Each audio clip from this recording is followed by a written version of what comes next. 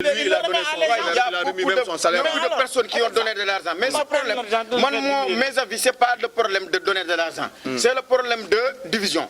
C'est-à-dire, on devait au minimum avoir, chaque père de famille, des cartes. Des cartes. Attends. Des cartes. Il propose une solution. Ces cartes te proposent de va à la boutique, tu montres à la boutique cette carte. Donc, cette carte, on marque dans cette carte le nombre de sacs de riz que tu dois acheter. Qui va donner ces cartes-là, par exemple? Ça devait être un problème de subvention par rapport au gouvernement. Ça devait être une organisation. Et si tu comprends très bien, une organisation au niveau donc, du gouvernement. Parce qu'il y a le ministre de l'Intérieur, il y a le gouverneur qui est ici. Si donc on fabrique des cartes, chaque père de famille va à la gouvernance pour récupérer une carte. Une carte là, on met 3 sacs de riz, on met 20 litres d'huile, on met une sac de sucre, une main. Où est-ce qu'ils vont récupérer ces partout dans les boutiques qui sont dans les dents. Mais partout. Ce sera des boutiques agréées, des boutiques agréées. Non seulement à l'heure, on ne peut pas avoir des boutiques agréées. Non, on prend tous les boutiques agréées. On prend tous les boutiques et les faire agréées. C'est l'État qui subventionne. Donc toutes les boutiques, qui reçoit donc chaque père de famille va récupérer son carte et vient. Tu vois une boutique qui est près de ta maison. Vous comprenez? Tu vas là-bas, mais ton tout que tu dois prendre ne dépasse pas les 3 sacs de riz, donc c'est en quelque sorte, c'est des chèques de nourriture.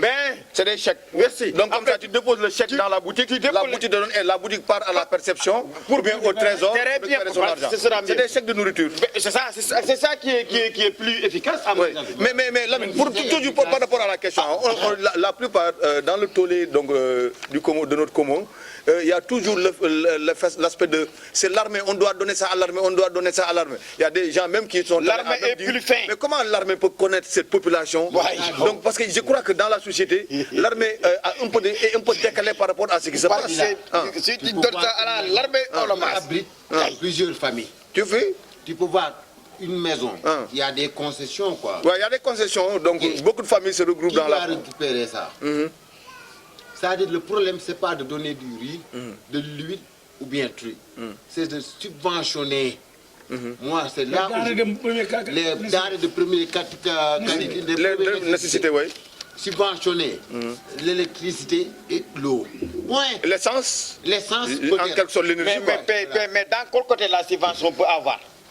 Dans quel côté? Oui. Si l'État parvient à donner une somme et qu'on diminue... On donne sa somme-là à qui?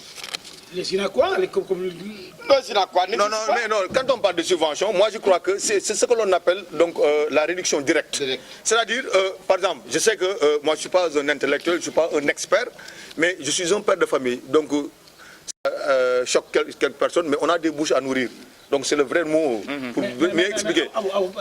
Je termine s'il te plaît. Donc moi je crois que dès l'instant qu'on avait émis ce couvre-feu, c'est un avis, ça ne peut pas être partagé, mais automatiquement il devrait y avoir donc des mesures alternatives et automatiques, et spontanées. C'est-à-dire par exemple, on a fait le couvre-feu, on a demandé aux gens de se confiner ou semi-confinement, on réduit l'essence. Parce que moi je crois qu'il y a certaines décisions qui reviennent donc à la responsabilité de l'État. L'État a le pouvoir de faire ça.